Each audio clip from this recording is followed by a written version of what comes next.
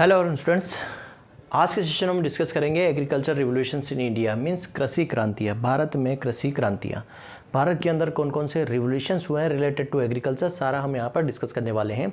Most important topic है, आपके exam में 2 क्वेश्चन यहाँ से जो है पूछे जाते हैं, 2 या 3 क्वेश्चन जितने भी बन सकते हैं, लेकिन क्वेश्चन यहाँ से ज़रूर पूछे जाते हैं। ठीक है, चलिए अब यहाँ पे बात करते हैं हम सबसे पहले एग्रीकल्चर रिवोल्यूशंस में, कृषि क्रांतियाँ में सबसे पहले बात करेंगे हम ग्रीन रिवोल्यूशंस की। किसकी बात करेंगे? ग्रीन रिवोल्यूशन की।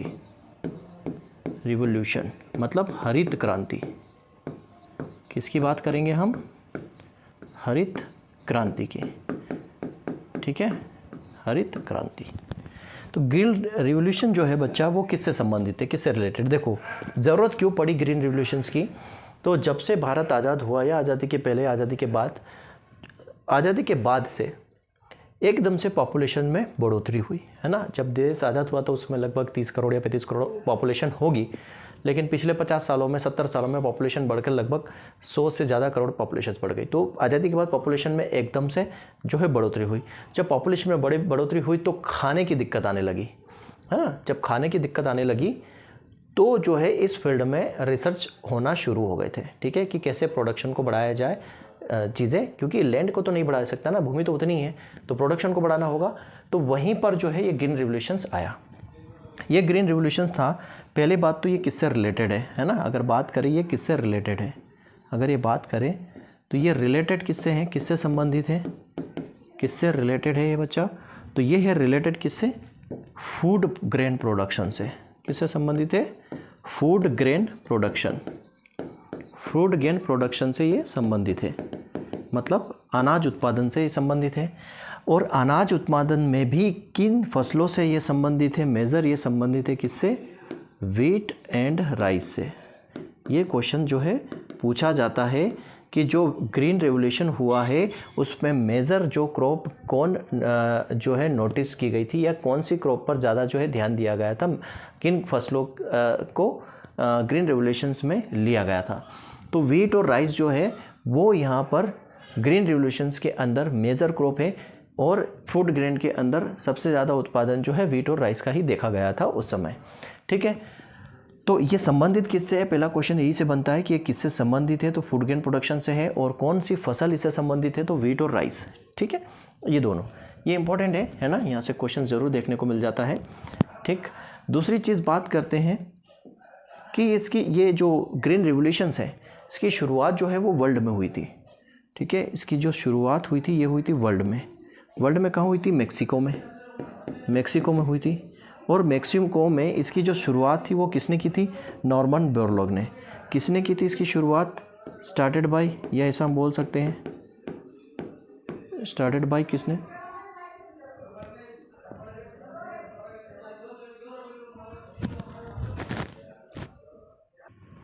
तो वर्ल्ड के अंदर जो है इनकी इसकी जो शुरुआत हुई थी वर्ल्ड के अंदर, ये किसने की थी? तो डॉक्टर नॉर्मन बोरलॉग। ठीक है, N.E. बोरलॉग साहब ने इसकी की थी। किसने की थी? नॉर्मन बोरलॉग साहब ने। इसीलिए इनको क्या कहा जाता है? कब की थी? तो ये लगभग 1964 की बात है, 1963-64 की बात है। ठीक है, इसीलिए नॉर्मन बोरलॉग को क्या कहा जाता है? Father of green revolution. Father of green revolution. ठीक है, इनको कहा जाता है फादर ऑफ ग्रीन रिवोल्यूशंस। किसने? नॉर्मन बोरलॉग साहब को। और इसी के लिए इनको क्या मिला है? नोबल पीस प्राइज़ मिला है। क्या है? नोबल पीस प्राइज़ इनको दिया गया है। कब? 1970 में। ठीक है, इसी काम के लिए। तो ये बात हो गई वर्ल्ड की। वर्ल्ड में शुरुआत कहाँ हुई? मेक्सिको में। किसने की? नॉर्मन बोरलॉग साहब ने की। 1964 की बात है। फादर ऑफ ग्रीन रिवोल्यूशन इन्हीं को बोला जाता है। नोबल पीस प्राइज़ इनको 1970 में मिला है। अब बात आती है किसकी? इंडिया की। इंडिया के अंदर जो इसकी शुरुआत हुई है वो कहाँ हुई है? इंडिया के अंदर इसकी शुरुआत हुई है पंजाब में। ठीक है, ये पंजाब मेनली। ठीक है, ये मेनली पंजाब। पंजाब के अलावा जो है इसकी जो पंजाब के अलावा आप देखोगे तो यूपी में भी हुई है, यूपी में, हरियाणा में भी हुई है, और यूके उत्तराखंड में भी हुई है। ठीक है, लेकिन मेजर पंजाब। और पंजाब के अंदर भी कहाँ? लुधियाना में। ठीक है, पंजाब में भी कहाँ, लुधियाना में। मैं यहाँ आपको बता दूँ कि भारत के अंदर जितना भी उत्पादन उस समय हुआ था उसका 70% प्रोडक्शन कहाँ हुआ था, वीट का, लुधियाना में। ये पंजाब के अंदर 70% प्रोडक्शन किया गया था। तो इंडिया के अंदर शुरुआत पंजाब लुधियाना में हुई थी और पंजाब में ही पूरे भारत का 70% जो है वहाँ पर उत्पादन देखा गया था। उसके अलावा यूपी और हरियाणा में इसकी शुरुआत हुई थी। कब हुई थी, पीरियड क्या है, अवधि क्या है, तो 1966 से 67 जो है उस दौरान जो है बम्पर उत्पादन देखने को मिला था भारत के अंदर। ठीक है, लेकिन यहाँ पर जो है ना एक लेडी है, वंदना शिवा नाम है उनका, है ना, वंदना शिवा इन्वायरमेंटलिस्ट है, मतलब एक्टिविस्ट है, पर्यावरणवादी है, पर्यावरणविद बोल सकते हैं। उन्होंने इसका जो है अपोज भी किया था। क्यों किया था वो भी मैं बताऊंगा और नाम भी लिखवाऊंगा, वंदना शिवा करके नाम है उनका। ठीक है, तो ये पीरियड था 1966-67। उस समय पंजाब में बम्पर उत्पादन हुआ था, पंजाब हरियाणा, यूपी, और वहीं से ग्रीन रिवोल्यूशन की शुरुआत हुई थी। लेकिन यहाँ पर एक चीज़ आपको देखनी पड़ेगी कि ये जो ग्रीन रिवोल्यूशन है ये टर्म्स कहाँ से आया। देखो 64 में नॉर्मन बोरलॉग ने बम्पर उत्पादन जो है वर्ल्ड में देखा। इंडिया के अंदर जो है, अब इंडिया के अंदर पंजाब में, यूपी हरियाणा यूके में, लुधियाना में 70% उत्पादन पंजाब में हुआ 66-67। तो इंडिया के अंदर जो है इसकी शुरुआत करने वाले कौन थे। ठीक है, Indian father of green revolution बता देता हूँ मैं, Indian father of green revolution. ठीक है, भारतीय हरित क्रांति के पिता। अब ये हमारे बीच में नहीं रहे हैं। ठीक है, ये हमारे बीच में अब नहीं है। MS स्वामीनाथन साहब, भगवान अपने चरणों में इनको स्थान दे, और एक कह सकते हैं कि इन्हें भारत रत्न मिलना चाहिए, क्योंकि भारतीय कृषि है इसकी दशा और दिशा सुधारने का जो एक अग्रिम कार्य जो हुआ है वो MS स्वामीनाथन साहब ने किया है। हाल ही में इनका निधन हुआ है। ठीक है, 98 वर्ष की उम्र में, 98 वर्ष की उम्र में इनका निधन हो गया है। और ये क्या थे, भारतीय हरित क्रांति के पिता, या आप इसको भारतीय कृषि के पिता भी कहेंगे तो कोई अतिशयोक्ति नहीं होगी। ठीक है, कि मेजर कंट्रीब्यूशन जो है इनका रहा है इसके अंदर। नाम क्या है इनका, MS स्वामीनाथन, MS स्वामीनाथन। ठीक है, MS स्वामीनाथन जो है रिसर्च फाउंडेशन के ये चेयरमैन थे। ठीक है, अब इनकी 3 बेटियां हैं, उनमें से जो एक इसको देखती है MS स्वामीनाथन फाउंडेशंस को, रिसर्च फाउंडेशन को। ठीक है, उसके बारे में कभी अलग से पढ़ेंगे स्वामीनाथन साहब के बारे में। तो इनको कहा जाता है, MS स्वामीनाथन को, father of Indian green revolutions. क्यों कहा जाता है, क्योंकि मैक्सिको से ये क्या लेके आए थे, कुछ सेग्रीगेटिंग लाइन लेके आए थे। जैसे हमारे वीट में जो है सोनारा 63, लार्मा रोजा, सोनालिका 63-64, इनको इंट्रोड्यूस करवाया था, और उस समय बम्पर प्रोडक्शन देखने को मिला था इंडिया के अंदर। तो इनको कहा जाता है father of green revolution in India. अब इसके लिए इनको क्या मिला बच्चा, इसके लिए इनको मिला कब, 1987। कब, 1987 में मिला इनको वर्ल्ड फूड प्राइज़ इनको दिया गया। और ये वर्ल्ड फूड प्राइज़ की जो शुरुआत हुई है उसमें मेजर रोल रहा था नॉर्मन बोरलॉग साहब का। वर्ल्ड फूड प्राइज़ अलग से पढ़ाता हूँ मैं, उसमें सारी डिटेल बताऊंगा कि वर्ल्ड फूड प्राइज़ की आखिर शुरुआत कैसे हुई, सबसे पहले किसको मिला। सबसे पहले MS स्वामीनाथन साहब को ही मिला था, और अभी वर्तमान में जो है 22 और 23 में किस किस को मिला है वो सारी चीज़ हम डिस्कस करते हैं। तो Indian father of green revolution जो है MS स्वामीनाथन। ठीक है, 1987 में इनको वर्ल्ड फूड प्राइज़ दिया गया था ग्रीन रिवोल्यूशंस ऑफ इंडिया के लिए।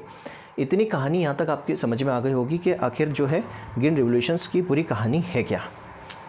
चलिए, ये तो बात हुई हमने किसकी, ये मेजर ग्रीन रिवोल्यूशंस के कॉन्ट्रीब्यूशंस की। अब यहाँ पर हम बात करते हैं कि इनमें जो है मेजर कॉन्ट्रीब्यूशन किसका है, और ये जो ग्रीन रिवोल्यूशंस हुआ है इसके पीछे मेन रीज़न क्या था उसको थोड़ा सा समझते हैं। यहाँ पर जो है क्या करवाया गया था, यहाँ पर ली गई थी क्या, ड्वार्फिंग जीन का यूज़ किया गया था, dwarfing gene of wheat. Dwarfing gene और वीट की बात करें तो वो था नोरिन 10। ठीक है, ड्वार्फिंग जीन अगर वीट की बात करें तो वो क्या था, नोरिन 10।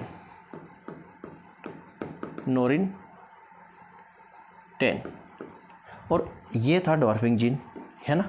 ये क्या थी, एक जापान की ये क्या थी, वैरायटी क्या थी, ये जापान की वैरायटी। इसको आइसोलेटेड किसने किया, अगर इसके आइसोलेशन की बात करें तो आइसोलेटेड बाय नॉर्मन बोरलॉग। ठीक है, इसको आइसोलेटेड किसने किया, NE बोरलॉग साहब ने। ठीक है, इसको आइसोलेटेड किया था। और इसी से जो है बोनी वेराइटीज़ का यूज़ किया गया था ग्रीन रेवोल्यूशंस के टाइम पे और बम्पर प्रोडक्शन मिला था। तो इसको आइसोलेटेड किया था स्वामीनाथन साहब ने। अगर हम ड्वार्फिंग जीन की बात करें, ड्वार्फिंग जीन की कहाँ पर, इंडिया में तो कौन था, RH-T1 और RH-T2। अब इसको आइसोलेटेड किसने किया, इसको आइसोलेटेड बाय MS स्वामीनाथन। सीधी सी बात है, जिसका काम जो है इंडिया में जिसने काम किया वही इसको आइसोलेटेड करेंगे। तो MS स्वामीनाथन ने इसको आइसोलेटेड किया। अब ये आइसोलेटेड RH-T का मतलब क्या है, RH-T का मतलब होता है रिड्यूस्ड हाइट को छोटी कर देना, मतलब वही क्या, बोनी किस्म। सेकेंड बात करते हैं ड्वार्फिंग जीन ऑफ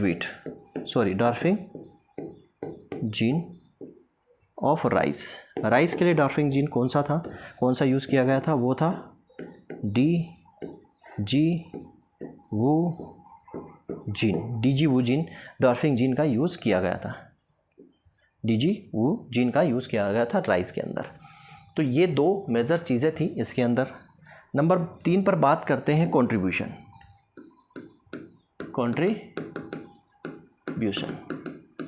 किसका कितना कंट्रीब्यूशन है। उससे पहले एक चीज़ और यहाँ पर आप देख लीजिए कि ये जो हरित क्रांति वर्ड है, ये जो टर्म है, ठीक है, ये जो टर्म है ये किसने दिया था, ये टर्म दिया था विलियम एस गॉट।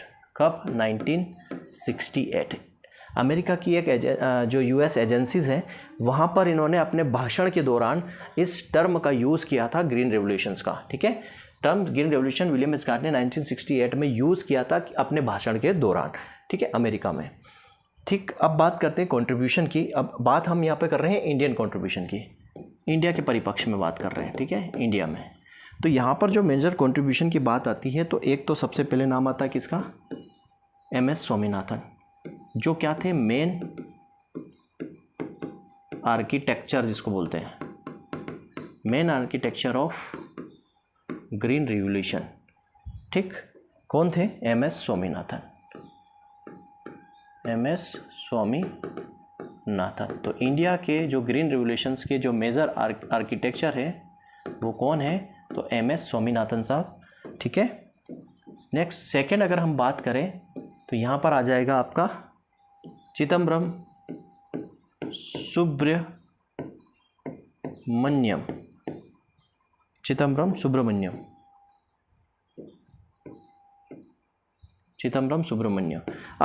सुब्रमण्यम जो है ये क्या थे, उस समय थे क्या, भारत कृषि मंत्री थे उस समय, क्या थे ये, एग्रीकल्चर मिनिस्टर थे जब ग्रीन रिवोल्यूशन हुआ, ठीक। ये थे फूड एंड एग्रीकल्चर मिनिस्टर थे उस समय। इनको क्या मिला हुआ है, भारत रत्न मिला हुआ है, ठीक है, भारत रत्न से अवार्डेड है ये, ठीक। चिदम्बरम सुब्रमण्यम उस समय थे ग्रीन रेवोल्यूशंस के टाइम थे ये कृषि मंत्री। सीधी सी बात है कि जो कृषि मंत्री हुआ करते थे, जो नेता हुआ करते थे, उनका बहुत बड़ा रोल था। और अगर प्राइम मिनिस्टर इनकी बात करें तो लाल बहादुर शास्त्री और इंदिरा गांधी का भी मेजर कंट्रीब्यूशन रहा है इसके अंदर, ये भी ध्यान में रखना। तो जो चिदम्बरम सुब्रमण्यम थे उस समय, ठीक है, उस समय क्या थे, ये एग्रीकल्चर मिनिस्टर थे, कृषि मंत्री थे। और इसीलिए इनको क्या कहा जाता है, इसीलिए इनको कहा जाता है political father of green revolution, हरित क्रांति के राजनीतिक पिता इनको कहा जाता है, क्योंकि ग्रीन रिवोल्यूशंस के दौरान ये थे कृषि मंत्री और ऑब्वियस सी बात है इनका बड़ा योगदान रहा होगा किसी भी चीज़ के अप्रूवल के लिए, ठीक। नंबर 3 पे आते हैं दिलबाग सिंह क्या आ जाएगा, अठवाल, ठीक है, दिलबाग सिंह अठवाल। ये उस समय ये क्या है, एक थे वीट ब्रीडर, क्या है ये थे वीट ब्रीडर और इनको कहा जाता है फादर ऑफ वीट रिवोल्यूशन कहा जाता है। तो ये थे उस समय वीट ब्रीडर थे और इनका भी मेजर कंट्रीब्यूशन था। नंबर 4 की बात करें तो उस समय कंट्रीब्यूशन में था हमारा IARI, Indian agriculture research institute, new Delhi. तो ये इन चारों के कंट्रीब्यूशन से ही इंडिया के अंदर क्या हुआ, ग्रीन रेवोल्यूशन आया, हरित क्रांति आई। ठीक है, तो जो मेन आर्किटेक्चर से वो थे स्वामीनाथन साहब। कृषि मंत्री कौन थे उस समय, चिदम्बरम सुब्रमण्यम, भारत रत्न से अवार्डेड है, इनको political father of green revolution कहा जाता है। व्हीट ब्रीडर कौन था, तो DS अटवाल साहब थे, फादर ऑफ व्हीट रेवोल्यूशन इनको कहा जाता है। और संस्था कौन सी थी, तो IRI उस समय ये संस्था थी। ठीक है, अब बात करते हैं यहाँ पर मेजर एस्पेक्ट की, क्या क्या एस्पेक्ट यहाँ पर हुए थे। मेजर एस्पेक्ट मतलब जो मेजर पहलू थे वो क्या क्या थे। ठीक है, मेजर पहलू यहाँ पर क्या क्या थे। पहला तो यहाँ पर यूज़ किया गया था high yielding variety, high yielding variety. ठीक है, आपको पता है हाई यील्डिंग वैरायटी प्रोग्राम 1966 में चलाया गया था। ठीक है, क्यों, और वो वैसी बात है उसी समय ग्रीन रेवोल्यूशन भी आया था, हाई यील्डिंग वैरायटी प्रोग्राम। दूसरा, एग्रीकल्चर में मैकेनाइजेशन शुरू कर दिया था। क्या था, mechanisation in agriculture. Mechanisation in agriculture का क्या मतलब है, मैकेनाइजेशन इन एग्रीकल्चर का मतलब है बच्चा कि कृषि के अंदर मशीनीकरण, मशीनों का उपयोग बड़े लेवल पर शुरू कर दिया था। नंबर 3 यहाँ पे था, नंबर 3 में क्या था, यहाँ पर जो है केमिकल फर्टिलाइज़र और इंसेक्टिसाइड का यूज़ करना शुरू कर दिया था। ठीक है, क्या था यहाँ पर, केमिकल फर्टिलाइज़र और जो है यूज़ शुरू कर दिया था। मतलब हम बोल सकते हैं use of chemical fertiliser and pesticide. ठीक है, कीटनाशक दवाइयों का और जो उर्वरक है इनका उपयोग शुरू कर दिया था। और यहाँ पर इरिगेशन भी शुरू कर दिया था। इरिगेशन तो बहुत पहले ही शुरू हो गया था, लेकिन इरिगेशन का भी अच्छा खासा यहाँ पर मेजर रोल था। अब इसके अगेंस्ट कौन थे उसको थोड़ा सा देख लो। ऐसा लिखते हैं, against of green revolution, against of green revolution वो थे वंदना शिवा। क्या था नाम, वंदना शिवा। वंदना शिवा नाम ये क्या थे, इन्वायरमेंटलिस्ट।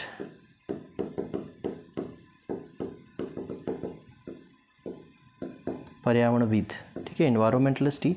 इन्होंने इसका अपोज किया था। इनका ये कहना था कि आप इतने बड़े लेवल पर मशीनों का यूज़ कर रहे हो, केमिकल का यूज़ कर रहे हो, फर्टिलाइज़र का यूज़ कर रहे हो, तो आने वाले समय में लोग बीमारियों से ग्रसित होंगे, इन्वायरमेंट जो है वो पोल्यूटेड होगा, लोगों को कैंसर होगा।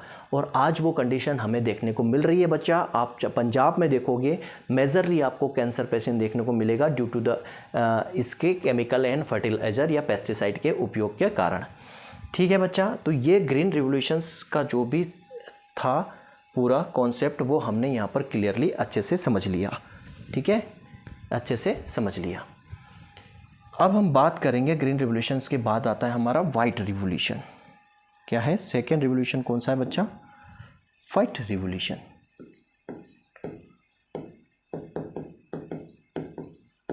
वाइट रिवोल्यूशन, ठीक है, इसी को बोला जाता है ऑपरेशन फ्लड।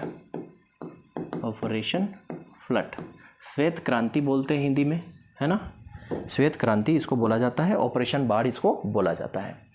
ठीक है, अब जो वाइट रिवोल्यूशन है या ऑपरेशन फ्लड है, इसकी जो शुरुआत है, स्टार्टिंग है, वो कब हुई,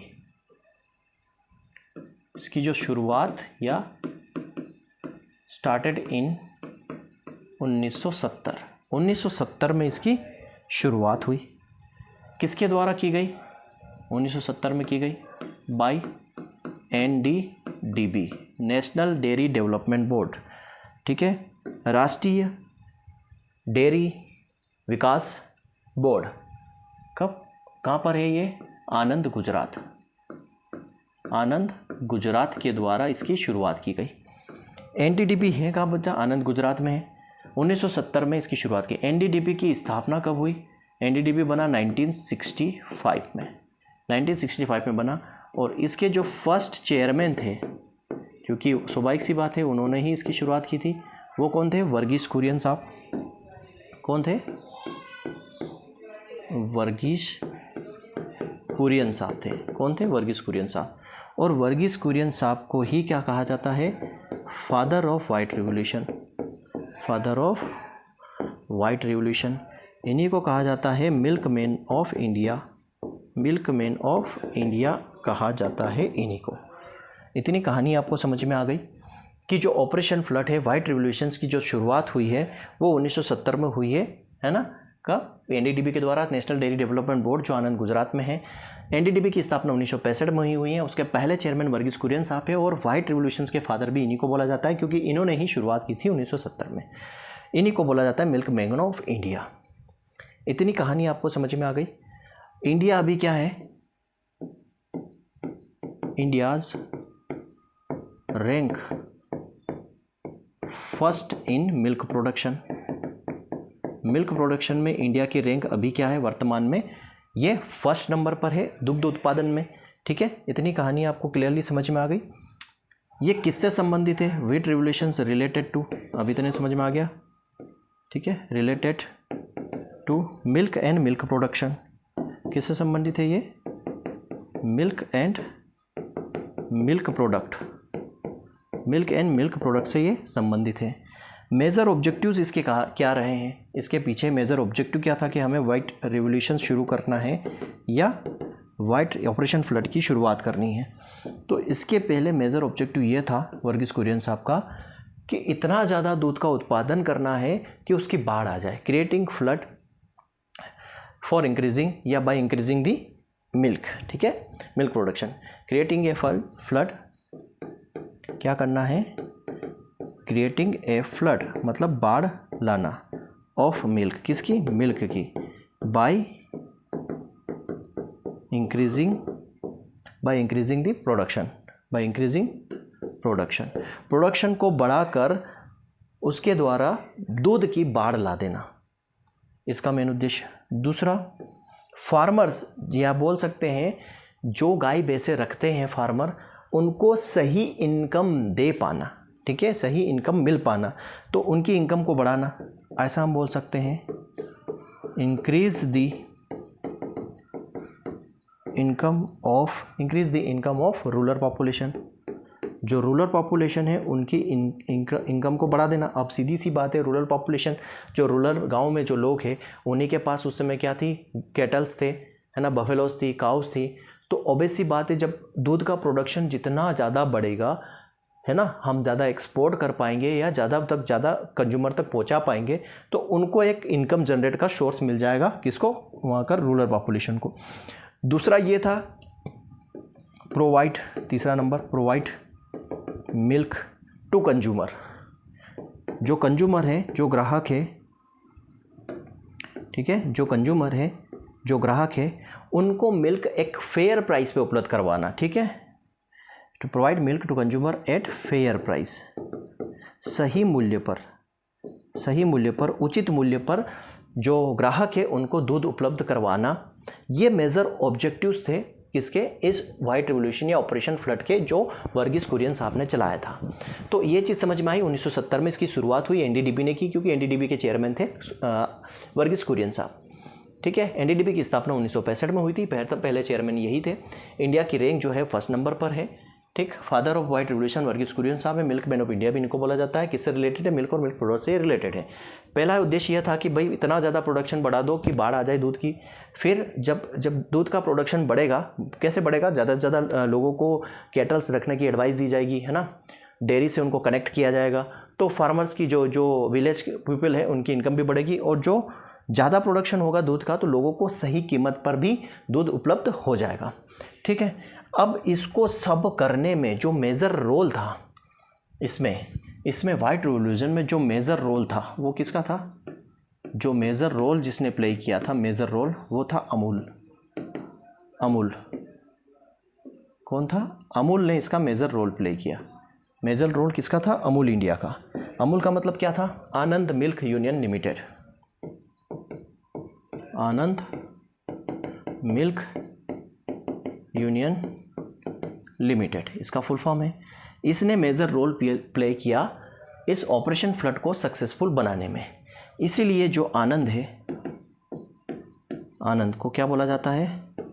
milk capital of India.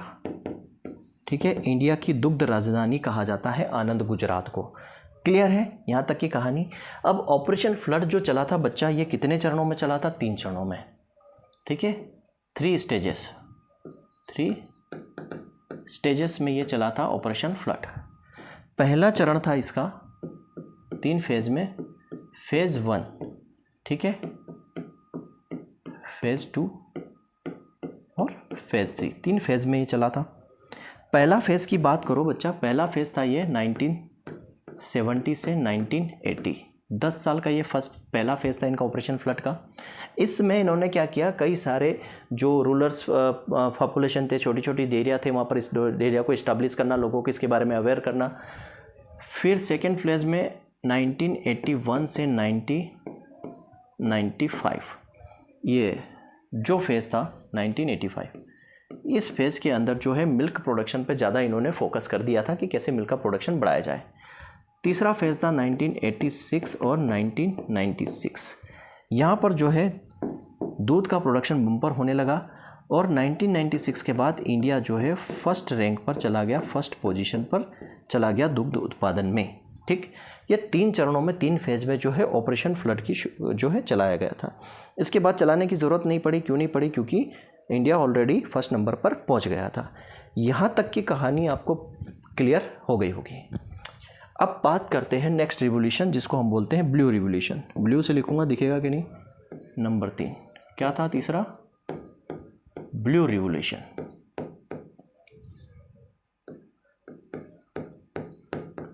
Blue revolution, नीली क्रांति। क्या बोलेंगे? नीली क्रांति, ठीक है। एक बार चेक करते हैं ब्लू कलर दिख रहा है कि नहीं? हाँ, दिख रहा है। ब्लू रिवोल्यूशंस की आया। अब ये ब्लू रिवोल्यूशन जो आया ना बच्चा, ये कब आया? पहले तो ये किससे रिलेटेड है? ब्लू रिवोल्यूशंस, ये इंपॉर्टेंट है, मेजर क्वेश्चन ये बनता है। ये रिलेटेड है फिश प्रोडक्शन से, फिश प्रोडक्शन से या फिशरी से ये रिलेटेड है, फिश उत्पादन से, मछली उत्पादन से ये संबंधित है। दूसरा, ये कब शुरू हुआ, स्टार्टेड, या पीरियड की बात करें, इसकी शुरुआत कब हुई इसकी, तो इसकी शुरुआत हुई 1985 टू 1990, ठीक है, 1985 टू 1990। क्यों? किस 5th 5 ईयर प्लान, जो 5वां 5 ईयर प्लान था, 5th 5 ईयर प्लान था, उसके अंदर, सॉरी 5th नहीं 7th 7वां आ गया था यहाँ पे, 7th जो 5 ईयर प्लान था उसमें इसकी शुरुआत हुई। मतलब जो पीरियड था 1985 से 1990, ठीक है। इसमें जो मेजर रोल रहा, मेजर कंट्रीब्यूशन रहा, या जिसको हम फादर बोले, वो थे हीरालाल चौधरी। हीरालाल चौधरी। और एक नाम और आता है अरुण कृष्णन। लेकिन दोनों में से अगर आपको सिलेक्ट करना हो एक को, तो आप हीरालाल चौधरी पे जाना। इन्हीं को मेजर फादर माना जाता है इसके लिए। इसका मेन ऑब्जेक्टिव क्या था, मेन एम क्या था? मेन ऑब्जेक्टिव था इसका doubling the farmer income. Doubling the farmer income. भाई आप फिशरी को प्रमोट करो, फिशरी को प्रमोट करने से क्या होगा, फार्मर की इनकम डबल हो सकती है। ये इसका मेजर ऑब्जेक्टिव था, ठीक है। ब्लू रिवोल्यूशंस में इतना ही। ब्लू के बाद आते हैं हम क्या, येलो रिवोल्यूशंस।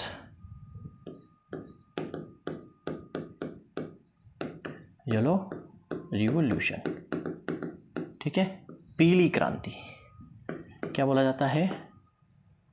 पीली क्रांति। चलिए, पीली क्रांति बताइए पहले किससे संबंधित है? ये संबंधित है किससे? ऑयल सीड प्रोडक्शन से। रिलेटेड टू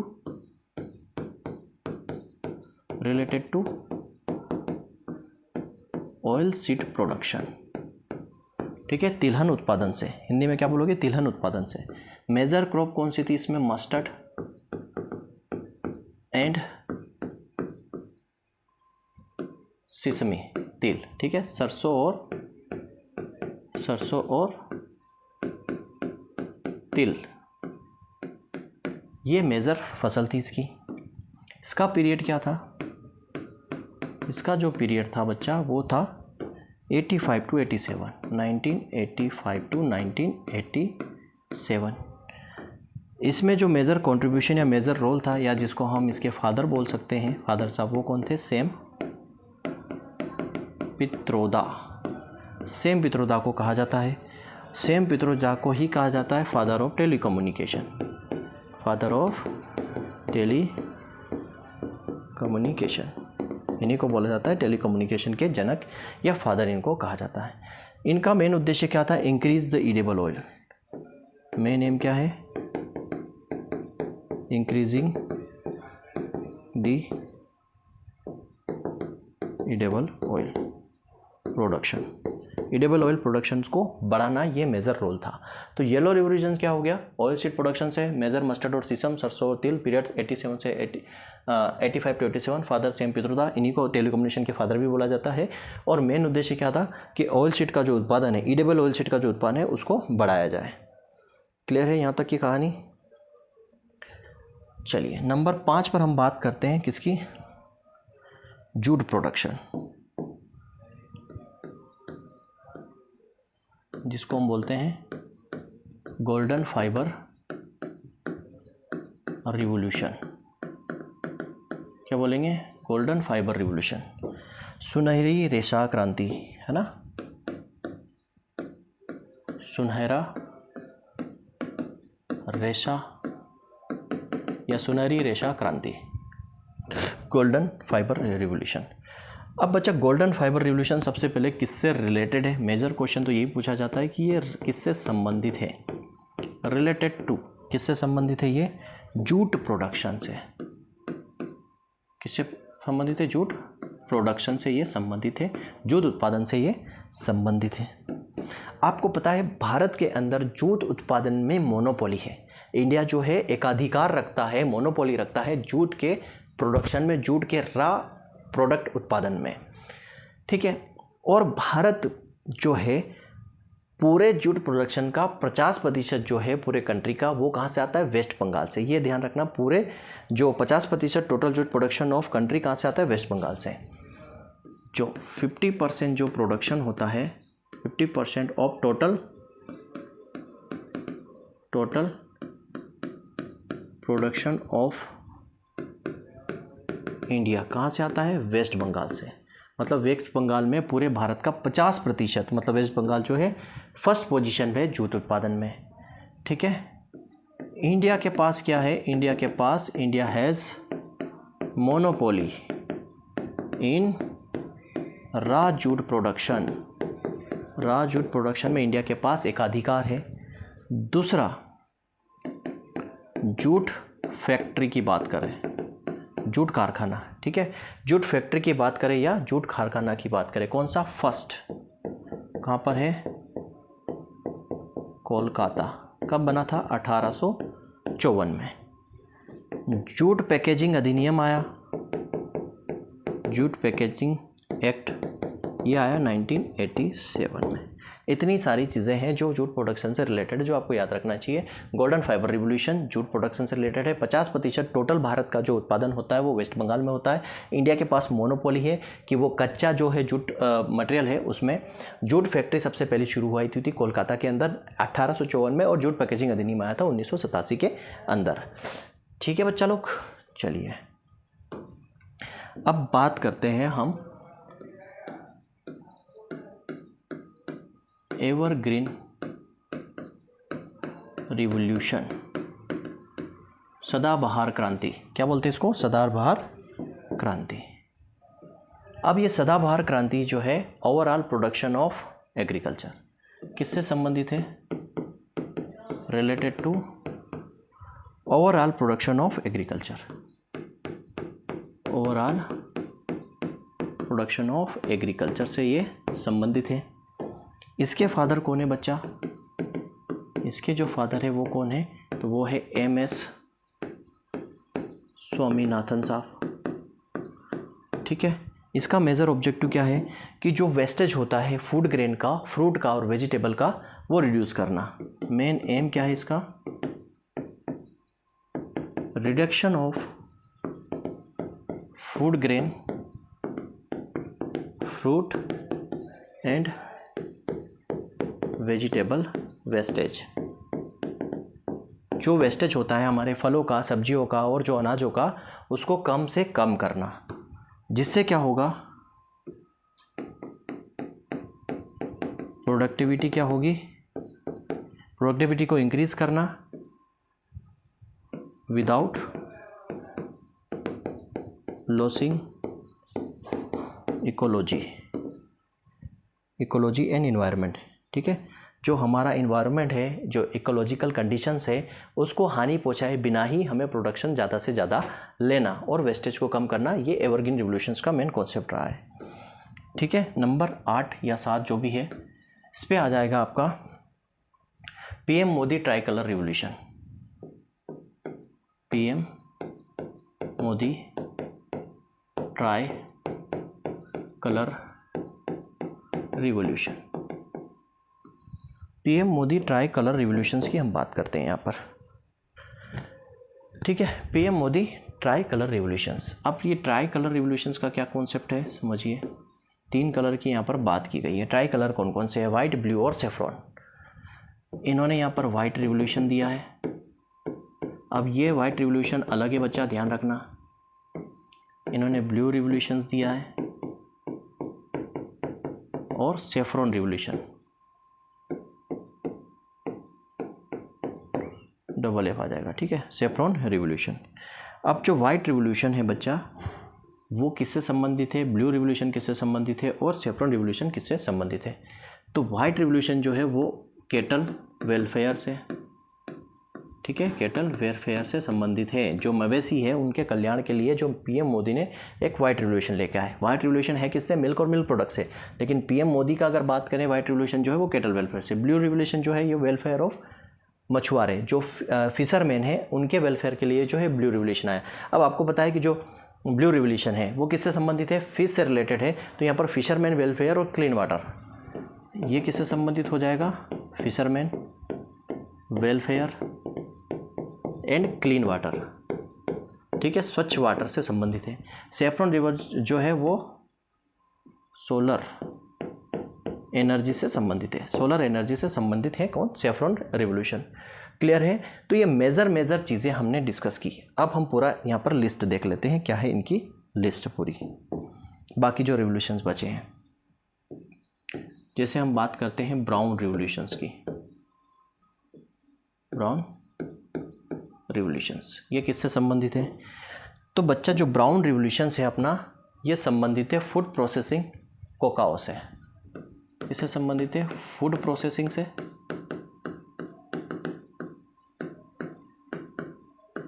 लेदर से और कोकाओ।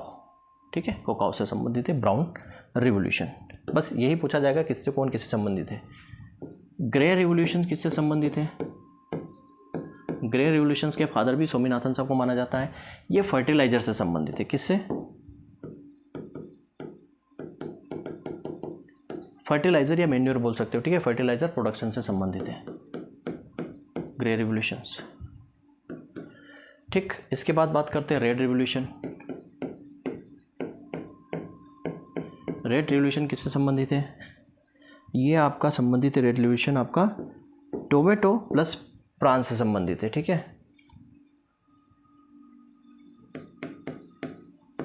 टोमेटो एंड मीट प्रोडक्शन से संबंधित है, टोमेटो और मीट से ये है।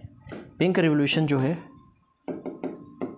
पिंक की बात करें, पिंक रिवोल्यूशन ये संबंधित है आपका ओनियन से, प्याज और झींगा मछली के प्रोडक्शन से, झींगा मछली के प्रोडक्शन से संबंधित है।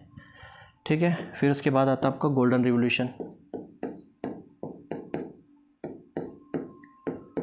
वो गोल्डन फाइबर था, ये गोल्डन रिवोल्यूशन है। तो ये जो गोल्डन रिवोल्यूशन है ये संबंधित है किससे, ये आपका संबंधित है फ्रूट प्रोडक्शन, किससे, fruit production, honey production. Honey production से अलग से भी है कौन सा, सीड रिवोल्यूशन। ठीक है, हनी प्रोडक्शन, फूड प्रोडक्शन या हॉर्टिकल्चर आप बोल सकते हैं, बागवानी से संबंधित है कौन सा, गोल्डन रिवोल्यूशन। ठीक है, के एल चड्ढा इसके फादर है गोल्डन रिवोल्यूशन से। नंबर 13 गोल्डन रिवोल्यूशन के बाद आता है आपका सिल्वर रिवोल्यूशन। ठीक है, सिल्वर रिवोल्यूशन जो बच्चा संबंधित है वो कॉटन प्रोडक्शन से है, कॉटन प्रोडक्शन से है। फिर हम बात करते हैं 14 पर सिल्वर फाइबर रिवोल्यूशन। ये किससे संबंधित है? एग एंड पोल्ट्री प्रोडक्शन से। और इसका मेजर कॉन्सेप्ट किसने दिया था? इंदिरा गांधी ने दिया था। ये याद रखना, किसने? इंदिरा गांधी ने दिया था। फिर आपका आ जाएगा यहाँ पर राउंड रिवोल्यूशन पोटैटो से संबंधित है, ठीक है। फिर आपका आ जाएगा यहाँ पर बादामी रिवोल्यूशन किससे संबंधित है? तो बादामी रिवोल्यूशन जो है आपका स्पाइसेस से संबंधित है, ठीक है। स्पाइसेस से संबंधित है बादामी रिवोल्यूशंस, ठीक। स्पाइसेस प्रोडक्शन से संबंधित है ये। 17 नंबर पे आ जाओ। परभनी रिवोल्यूशन या परभनी क्रांति, ये ओकरा से संबंधित है, ओकरा प्रोडक्शन से। और क्या बचा? प्रोटीन रिवोल्यूशन, स्वीट रिवोल्यूशन, ये आ जाएगा आपका स्वीट रिवोल्यूशन। या हनी प्रोडक्शन से संबंधित है, ठीक है। हनी प्रोडक्शन से संबंधित है। आपका आ जाएगा ऑरेंज रिवोल्यूशंस, ये सिट्रस प्रोडक्शन से संबंधित है, ठीक है। और क्या बचा आपका? प्रोटीन रिवोल्यूशन जो है हायर प्रोडक्शन से संबंधित है। और एक आ जाएगा आपका द ओवरऑल रिवोल्यूशन कॉन्सेप्ट किसने दिया था? एक आ जाएगा आपका rainbow revolution, all sector of agriculture से संबंधित है। और एक लास्ट आ जाएगा आपका ओवरऑल रिवोल्यूशन कॉन्सेप्ट किसने दिया था? ये दिया था जयप्रकाश नारायण ने दिया था, ठीक है। जयप्रकाश नारायण ने दिया था। तो बच्चा जितने भी यहाँ पर रिवोल्यूशंस हैं सबके बारे में मैंने बता दिया है। अगर कोई छूटा हो तो आपको मिल जाएगा। जैसे ब्लैक रिवोल्यूशन छूटा है ना, ब्लैक किससे है? जेट्रोफा या पेट्रोलियम से है, ठीक है। जेट्रोफा या पेट्रोलियम से है, ठीक है। तो ऑलमोस्ट सारे रिवोल्यूशंस हमने डिस्कस किए हैं। क्वेश्चंस यहाँ से आते हैं जो इंपॉर्टेंट है उनको डिटेल में डिस्कस किया, बाकी को आपको याद रखना कौन किससे रिलेटेड है। लिस्ट आपको और मिल जाएगी जिसके अंदर इनके भी कुछ के फादर आपको दिख जाएंगे कि इनके फादर ये हैं, ठीक। मिलते हैं नेक्स्ट लेक्चर में। Thank you very much. जय हिंद, जय भारत।